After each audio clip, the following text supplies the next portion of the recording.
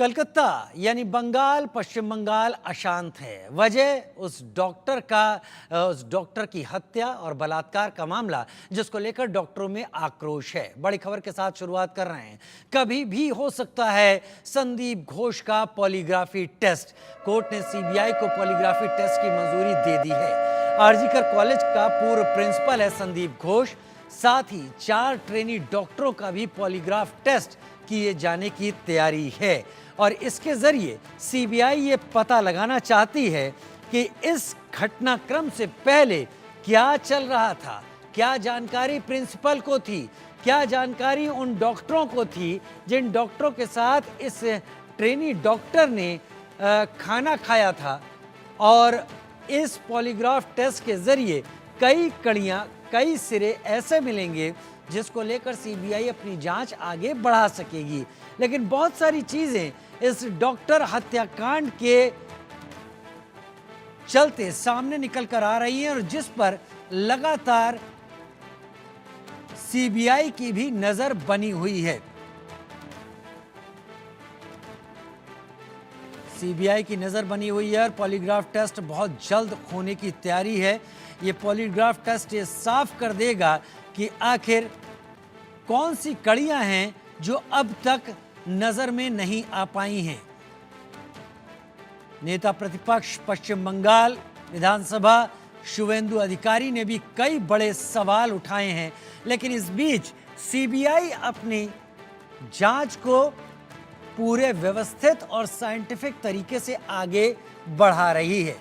Calcutta police की लापरवाहियां, जिसको लेकर सवाल उठाए जा रहे हैं, सीबीआई की नज़र में वो भी होगा क्योंकि सुप्रीम कोर्ट भी कुछ ऐसे सवाल पूछ चुका है जिसके चलते राज्य का प्रशासन और शासन सवालों के घेरे में आया है।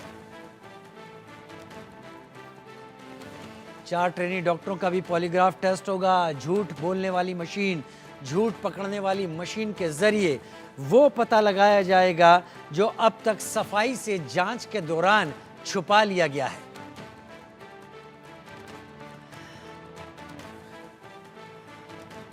एसीपी रिटायर्ड वेद भूषण शर्मा पूर्व पुलिस अधिकारी के तौर पर मेरे साथ जुड़ गए हैं। जैद अनवर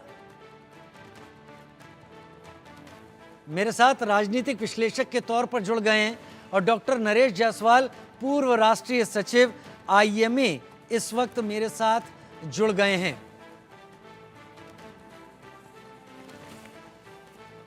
एसीपी वेद, सबसे पहला सवाल मैं आपसे करना चाहूंगा। यहां पर कोलकाता पुलिस ने क्या किया, क्या नहीं किया, अभी चर्चा का विषय मैं वो नहीं लाना चाहूंगा क्योंकि वो चीजें सुप्रीम कोर्ट के सामने भी हैं और सीजीआई ने जो सवाल उठाए थे वो सवाल अपने आप इशारा करते हैं कि कहीं बहुत अंदर झांकने की जरूरत है वहां पर पुलिस प्रशासन को, कि उसने जो कुछ भी किया वो आज इस स्थिति में आ गया कि इस पूरी जांच को सीबीआई के हाथ में दिया गया है।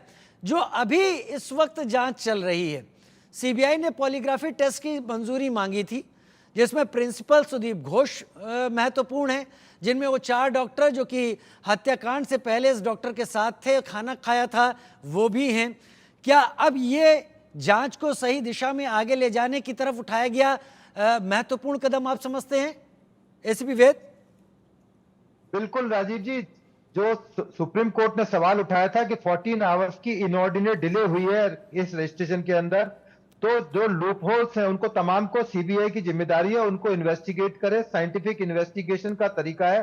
पॉलीग्राफ टेस्ट भी, या जिसको लाई डिटेक्टर टेस्ट कहते हैं, ये भी इसी प्रक्रिया के अंदर आता है। उसमें जो तमाम लास्ट सीन सबसे इंपॉर्टेंट होता है इस तरह के क्राइम के अंदर, के लास्ट में कौन लोग थे, कौन लोग आए, कौन लोग गए। जिस तरह से सीसीटीवी फुटेज के अंदर संजय रॉय आता और जाता 10 मिनट बाद दिखाई दे रहा है, उसी तरह ये भी इन्वेस्टिगेशन का एक पॉइंट है कि जिन लोगों के साथ मृतका ने डिनर किया था, जो 3 उसके अन्य साथी थे, क्या वो इस क्राइम से जुड़े हुए हैं, क्या वो इसमें महत्वपूर्ण जानकारियां दे सकते हैं। जो मृतका की जो मानसिक स्थिति थी या उसके माइंड में कुछ चल रहा था, ये ऐसी तमाम चीजें हैं जो साइंटिफिक इन्वेस्टिगेशन का एक तरीका है। और सीबीआई एक प्रीमियर इन्वेस्टिगेटिंग एजेंसी है, तमाम पक्षों को वो जांच में शामिल करती है। जिस तरह सीसीटीवी फुटेज है, पॉलीग्राफ टेस्ट है, एफएसएल रिपोर्ट्स अभी आएंगी, बहुत सारी आनी है, लोकल इंक्वायरी कंडक्ट की जाएंगी कि क्या मृतक का और एक्यूज का कोई रिलेशन था, क्या एक दूसरे को जानते हैं, उसकी कॉल डिटेल्स एग्जामिन की जाएगी कि उस टाइम जिस टाइम ये रेप का मर्डर हुआ उसकी लोकेशन कहां पर थी। तो ये तमाम चीजें एक साइंटिफिक इन्वेस्टिगेशन का एक प्रक्रिया होती है जिस पर तमाम अदालतें विश्वास करती हैं और तमाम जो ट्रायल की प्रक्रिया है उसी आधार पर चलती है। उसकी जो लोकेशन है सबसे इंपॉर्टेंट है। एक्यूज की यदि लोकेशन आरजी कार हॉस्पिटल के अंदर आती है तो एस्टेब्लिश हो जाएगा कि वो घटना के समय वहीं मौजूद था।